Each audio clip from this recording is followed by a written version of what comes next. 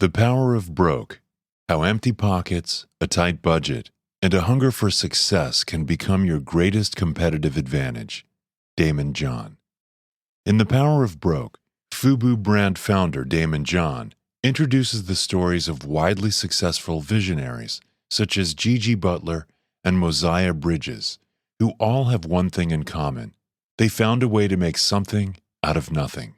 John believes they made it to the top because of the power of broke mindset, which means that their initial lack of money made them more determined to succeed.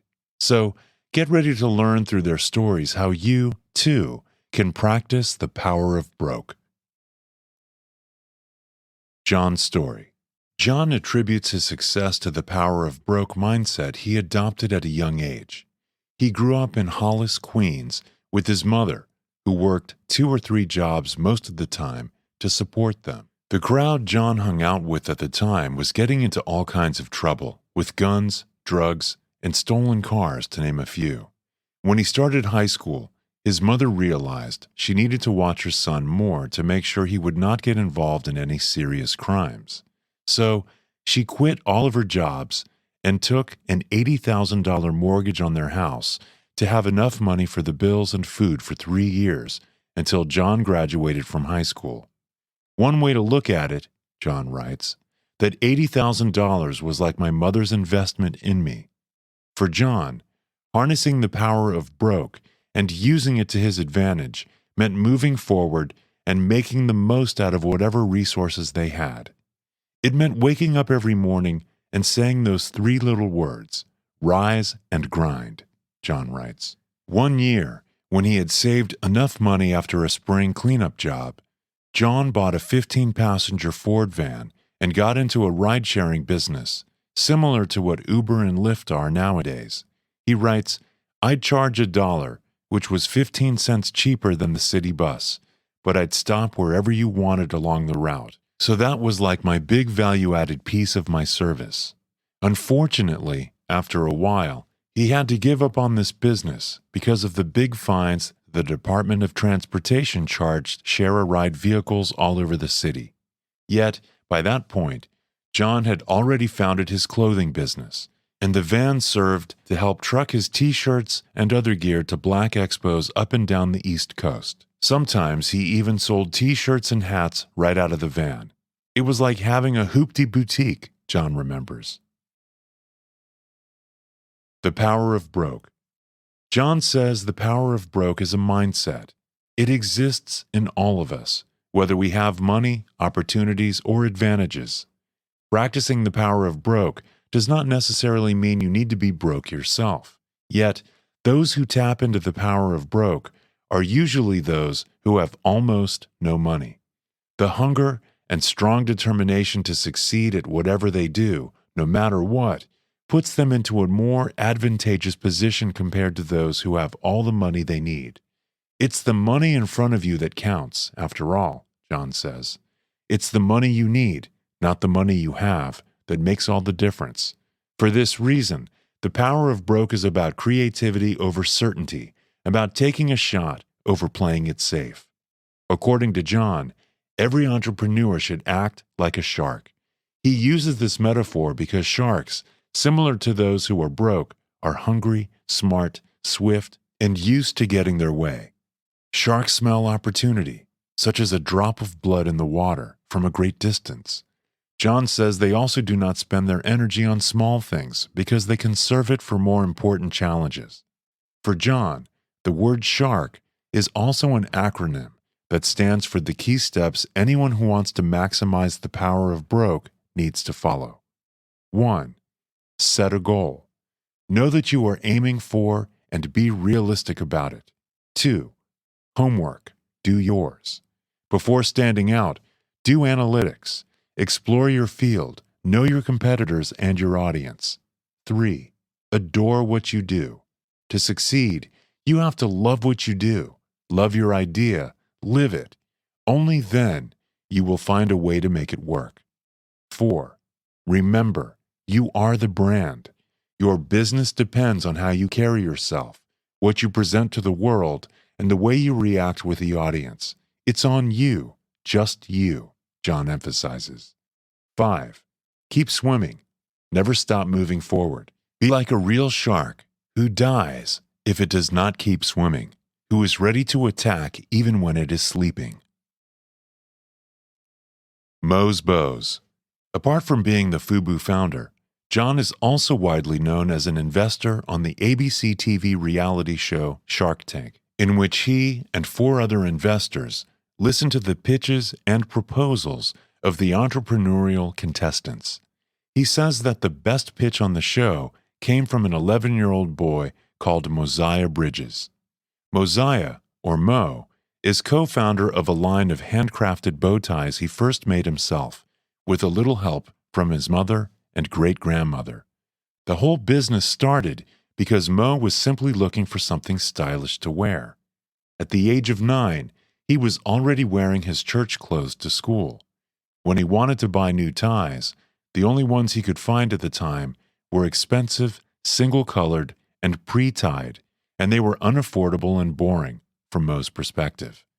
It was his grandmother who gave him a push to start his own line.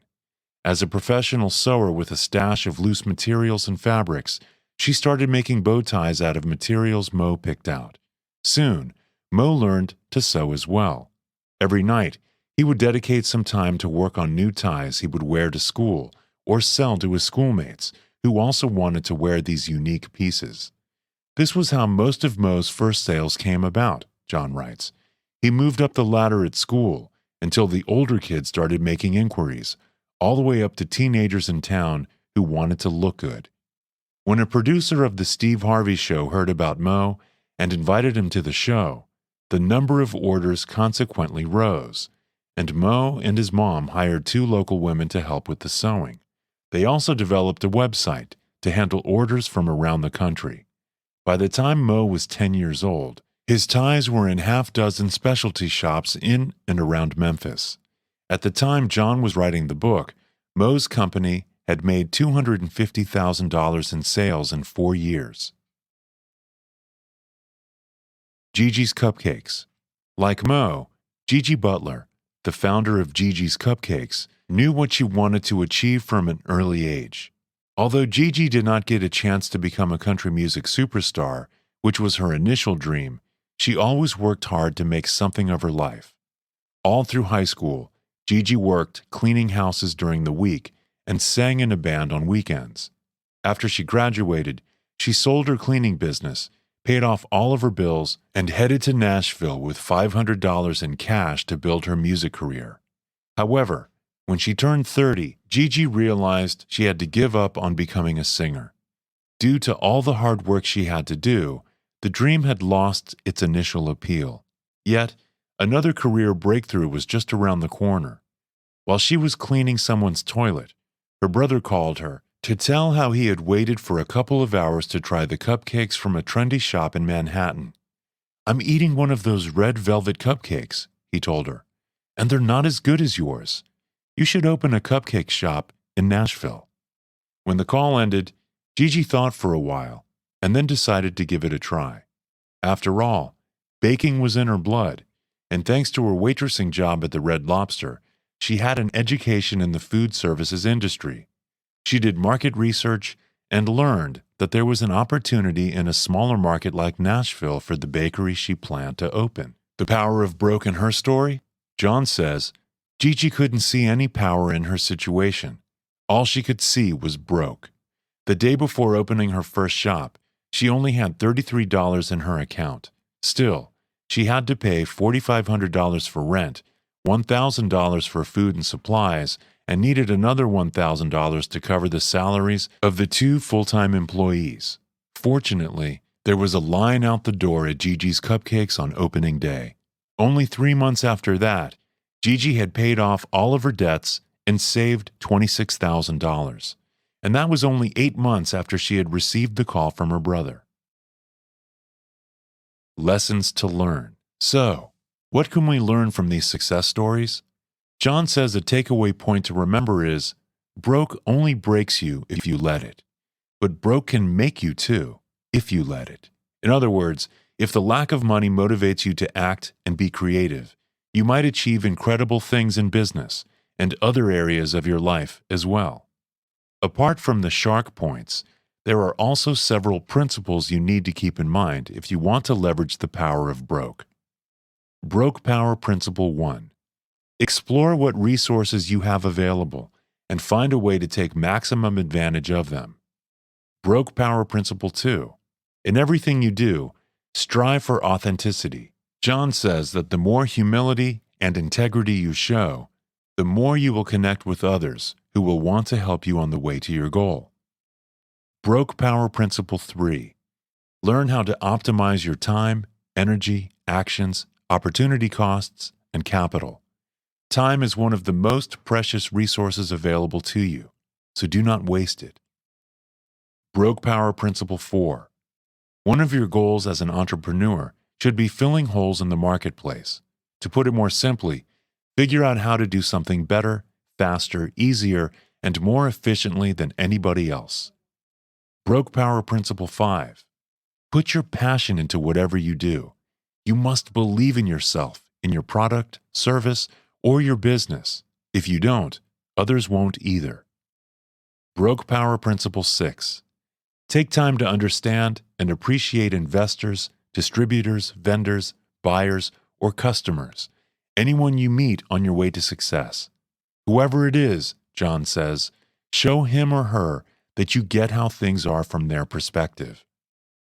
Broke Power Principle 7.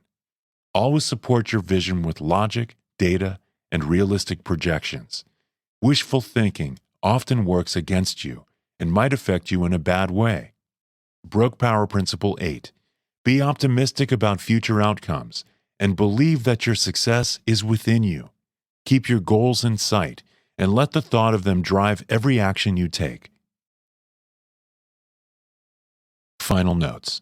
In The Power of Broke, John shows us how being disadvantaged can often turn into your greatest advantage. So, do not let a lack of money devastate you. Instead, adopt the power of broke mindset and be determined to make the most out of your situation because you have a chance to accomplish remarkable things. Hi, I'm Rhonda, and this is an exclusive audiobook video recorded for the Audiobook Master Channel. Enjoy your audiobook and have fun learning. Don't forget to subscribe and hit the notification button so you'll get updated on our next upload. If you liked the video, give us a thumbs up and say your thoughts about the book we just covered. Do you want to listen to a summary or review of a book that we haven't covered in the past? Say it in the comments below or send us a message. Don't forget to check our other uploads. Enjoy listening!